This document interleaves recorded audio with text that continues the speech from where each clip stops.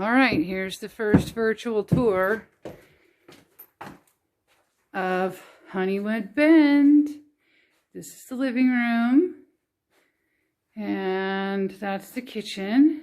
There's some built-in cabinets. There's a little sunroom off the side. The kitchen's not in the worst shape. It's had cabinets recently done. The counters are in pretty good shape. Needs new appliances. We pulled out the fridge to take some measurements. It has some built-ins in the living room too. Those will certainly go. It's got a little closet. It has a laundry room with a back door. It goes out to a mudroom. We'll have to be doing something out here because it's leaking, but we'll eventually turn it into good usable space.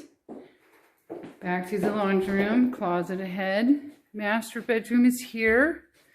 It's a okay size. Nice, fairly big closet. Window, built-in shelves. Bathroom with a bathtub. And, oh hi, a new occupant. And then we've got the second bedroom. Also has a pretty good sized closet. And a cutout window. And, oh hi, a second bathroom. Look, there's somebody coming. Who's this?